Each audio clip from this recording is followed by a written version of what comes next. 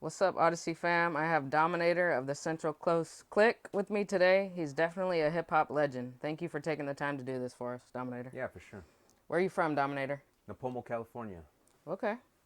How did you get into music and when did you start rapping? I've been into music since I was a child, since I was a baby.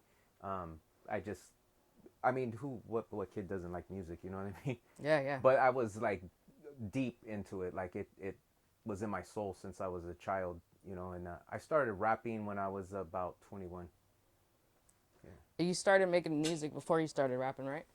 Yeah, I did actually. Well, I started DJing and scratching before I started. Like, I learned to DJ, cut, scratch, and mix when I was about 10 years old. I didn't learn. I started to learn around that time, and ever since then, I guess that was my first instrument was the turntables. That's why you're so successful. Yeah, Since you were a kid, you were into it. yeah, Passion. yeah. Well, not only that, I always had being a DJ would always help me to decide what was going to be best for the crowd. As far as what was going to move the crowd and what was going to do good on the radio. Hits and things like that. You know what I mean? Yeah. Oh, yeah. And your question was when did I start making music? Yeah, yeah. The actual making music. That started when making beats and stuff like that I guess I was about 20 when I started doing stuff like that. Like, Okay. I saw that Central Coast Clicked formed in 1998, right? right. How did that come Actually, about? no. We formed in late '96, early '97, and then we put our first album out in early '98. How did the click form? Uh, it formed off my partner Rebel was he actually he had came over with a mutual friend, and we just started linking up, and we sounded good together on tracks, so we started doing music. What's the main goal of Central Coast Click? The main goal was to put out some dope shit, as dope as we can without trying to keep up with other people, just doing our own, pretty much doing our own stuff. You guys did that. Yeah, for Goal sure. accomplished. For sure, yeah. And we're still doing the same shit. We're still Yeah, doing that, still at it. yeah, not trying to keep up with anyone, still doing our own style and our own shit. I think that's why people like it so much. Thank you. Where does your style and influence come from? My style and influence comes from all the old cats that used to do funk and stuff like that. And I kind of just developed it into my own sound when we were rapping.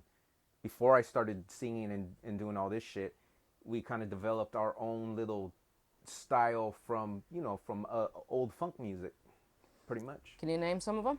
Because I Some of think the they're way before me. Yeah. the Barkays, Earth, Wind and Fire. Who else did I really trip on? Kashif, you know, all the hardcore funk stuff. Zapp and Roger, George Clinton. Anything with a hard clap in it. Yeah, yeah. Can you tell me about the ability to change your voice? As far as I heard an interview when you were talking about how you can change your different styles and voices and you know what? I've always been pretty good at you know, mimicking people, mimicking even someone talking. I can mimic someone really? talking and things like, yeah, I'm pretty good Have you ever done impersonations? Yeah, I used to do impersonations all the time, but more so impersonating my favorite rappers and stuff like that. Because you got to learn from someone or something at some point, So I would pretty much copy things and then make it my own shit. You know I what I think mean? that'd be pretty dope to see you impersonating. People Yeah, like that. yeah, yeah, Should try that. yeah. I probably should put some videos out That'd be dope, huh? impersonating. Yeah, yeah. Who was behind 805 Underworld Records and Artistic Records? Tomas Solis was the president and the owner of 805 Underworld Records, and that was our first label. And Artistic Records was Marvin Gonzalez, Jerome Stevens, and my partner Rebel and me. We all pretty much owned Artistic Records. Is everybody still making music? Me and Rebel are, Yeah. yeah. The Jerome and them, they kind of Marvin's not doing anything anymore, but Jerome kind of dabbles here and there. Like sometimes he has he puts something out, and sometimes he kicks back for a little bit. Yeah, And yeah. he's a man of all trades. He does all kinds of shit. Yeah, you and Rebel haven't stopped No, since you we never. started. Yeah, we never stopped. A lot of people think we stopped for a while and took a break, but we really never took a break. We just weren't releasing the shit that we were creating. Have you ever wanted to give up music? No, No, never.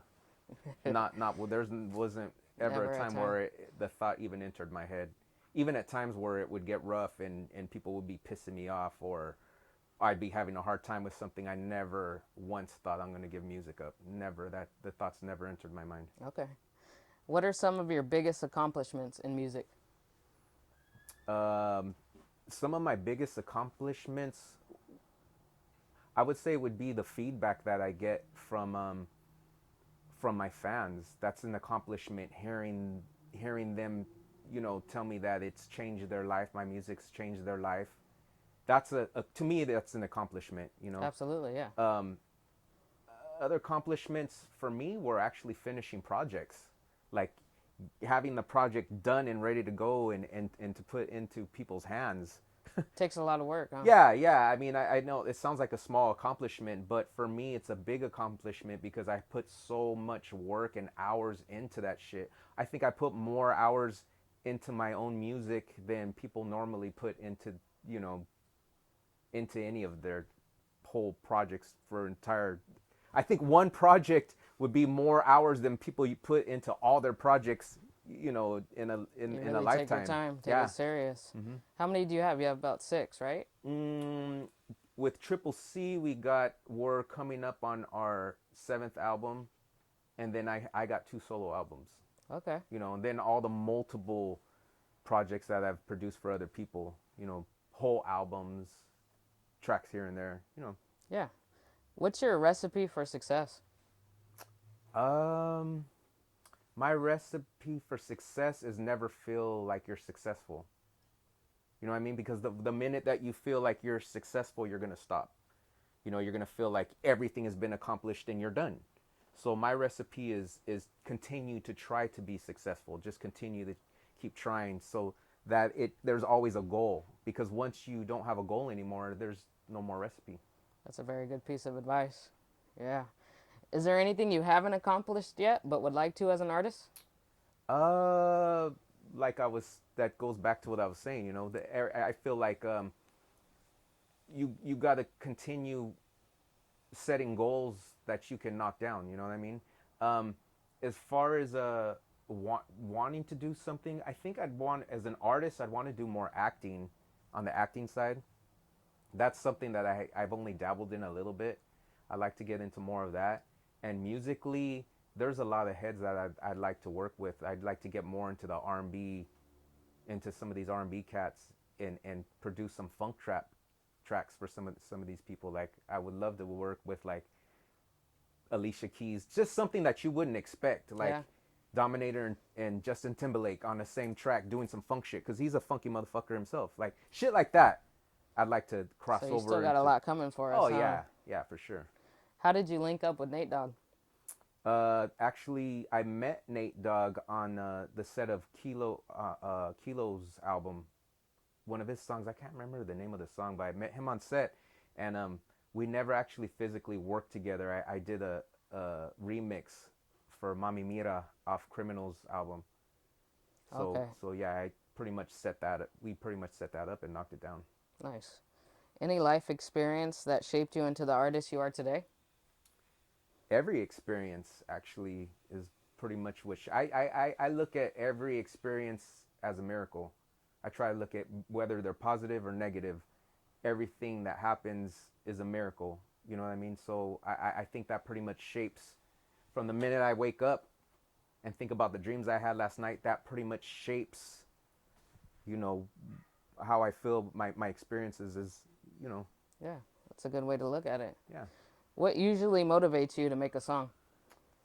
Uh, what usually motivates me, I don't get usually motivated by just one thing. It's always something different. Like my mind's always trying to grasp something that's going on. So if I get stuck trying to think of a song to make, I might look at something that happened in my past. I might look at something that I would want to happen in my future. I might look at someone else's life and write about their life, the shit that they're going through, that Okay. I wouldn't want to go through that shit myself. Just you kind of have to be creative on what you're doing. I could even be watching a TV program and watch someone going through some shit, whether it be positive or negative, and take that and run with it. So I don't take things for granted around me as far as writing music, because you could pretty much leech off anything. Yeah, that's crazy. I Yeah, never thought so of it that way. I'm a fucking thief when it comes to shit like That's that. pretty dope. What separated you from other artists back in the 90s? I think it wasn't the fact that we were sampling old school, but I think it was the fact that we were sampling deep funk. Like we would dig for funk beats that other cats weren't using. Like we weren't. I wasn't just gonna pick up Tom Tom Club and do Genius of Love or More Bounce or some shit like that, played out shit that all the other Chicano rappers were rapping to. I wanted to dig deep for something that sounded, unusual, but still dope at the same time. To being unique, Mm-hmm. yeah. Now we have social media, and I feel like it's much easier to get exposure. How did you get your music out there back then? That's a good question, actually. It was more hustling and grinding at the time, doing shows, um, putting CDs out. Now, no one even gives a fuck about a CD.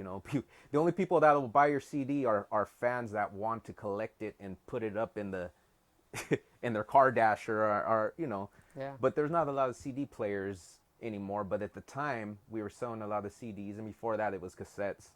And I guess like I said, doing shows, meeting the fans. Now you can directly talk to a fan on your phone without having to go to Kansas or New Mexico or wherever. You can talk to them direct without having to be there, and I think that makes it a lot easier now.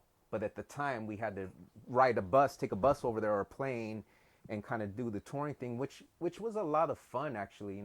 Some of the fun, because of social media, some of the fun has been taken out of it. There's no personal face to face and as many signing autographs as there was back at the time. So I think a lot of the fun is gone that used to be there, especially with the virus and everything.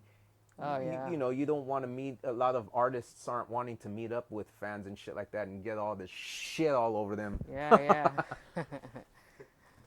What's your work ethic like My in the work studio? ethic, it changes from time to time. There's times where I could just be grinding and grinding and grinding for hours, and be starving and still just ignore all of that shit because I'm close to finishing something. At other times I could be beginning something and take a 10, 15 breaks by the time it's even halfway through.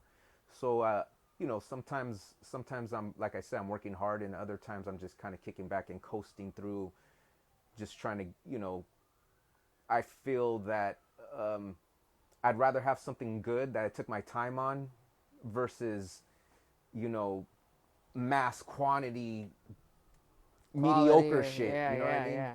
I heard you like breaks too. I heard an Oh interview yeah, I where you're love like, taking breaks. I like taking yeah, breaks. you take a lot of Food breaks. breaks. Yeah, yeah. What's your favorite album of your own? Time Traveler. Time Traveler? This last album that I put out's my favorite album. I Okay. think it's my favorite album because all the work that I've done throughout the years and the progression. When you hear this album, you can hear that. You can hear the progression. You can hear the change. You can hear how I've changed from this over here to this over here, and there's a big difference. You can still hear what we done back there at that time in this album. It's just a progressed version of it. You know, Absolutely. Can you tell me about Your Love is Bomb? what do you want to know about it? The making of it? Okay, the making of it. Actually, I was influenced. I had just came back from a Prince concert in Bakersfield. I went and saw Prince. It was the shit. Uh, he had fucking bunch of fucking glitter falling from the air. Probably one of the best shows I've ever been to, and the energy from that show kind of pushed me to want to do something funky in that direction. It doesn't sound like some Prince shit, but it kind of does. You know, that and the Morris Day and a little bit of Sugar Free, actually. Sugar Free, I was listening to one of his tracks, and I really dug the pocket and the style that so I kind of took all these things and kind of merged them together and said, if they were here and we were creating, this is what would come out of it. Okay. Yeah, it's a dope track for sure. A lot of people like that one, huh? Yeah, and I got into I think I was getting more into the singing, vocalizing on that song a little further. I was getting more into that. If you can hear, like it was starting to be a crossover at that point where I was going from rapping to singing. So you hear both of that on that track. And the cool thing about it, it was an original track too. There was no sampling on it. It came straight from the dome, straight from the scratch. Worked it from the brick, from the ground up. Okay. What made you switch up your style on your third album? Uh, as far as Isn't that the album where they were trying to get you to do more mainstream or oh, that was actually our fifth album. fifth? Okay. Our fifth album, and that was Another Way. Like you said, they were trying to get us to go mainstream, and we weren't opposed to it. So we thought we'd try something new, which I wasn't really too thrilled about. What once we finished it, I mean, when you're creating something, you're in the middle of making something, and whether it's the shit or not, you want to finish it, and you feel that it might be something good, but then when you're done with it, and you listen back to it, it may not touch you like the way some of your older stuff touched you, and that's when you know that okay, we tried it, let's move on. Either go to something new or go back to your roots. Wasn't for you, huh? Yeah, it wasn't for me. At least you tried it. Yeah. If you could collab with any artist, dead or alive, who would it be? There's so many artists that I would love to work with, man.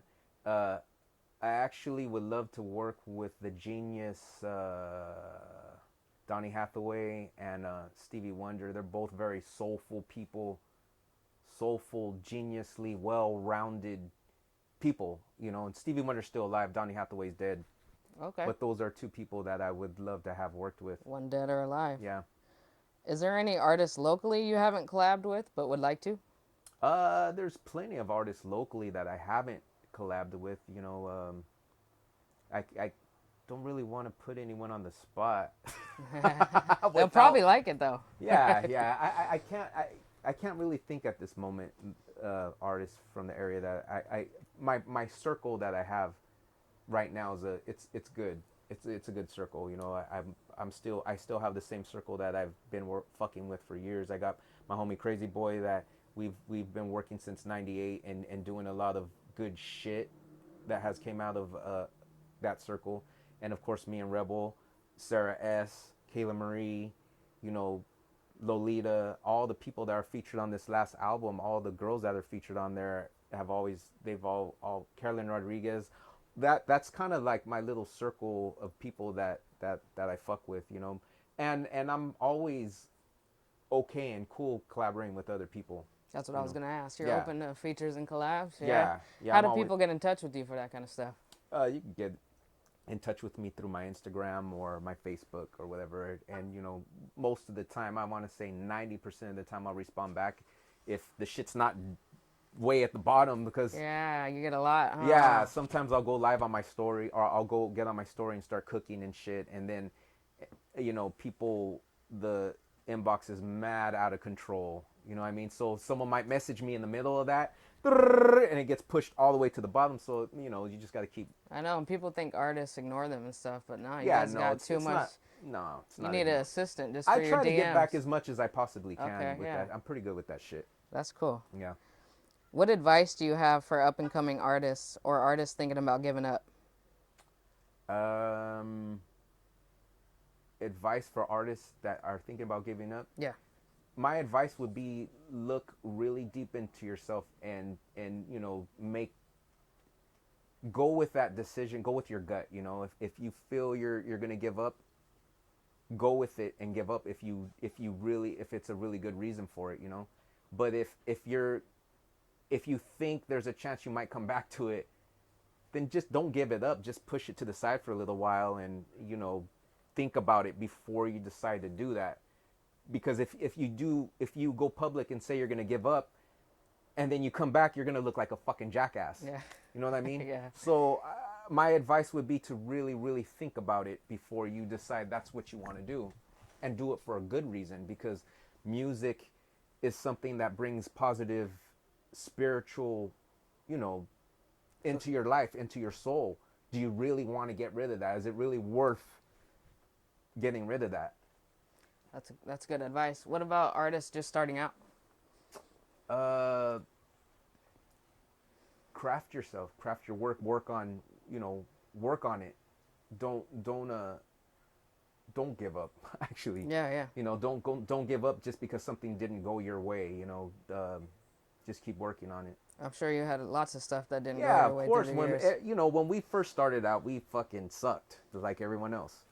Everyone, there's a very low percentage of people that grab the mic and they're fucking dope as fuck when they grab the mic. You know Yeah, what I yeah. mean?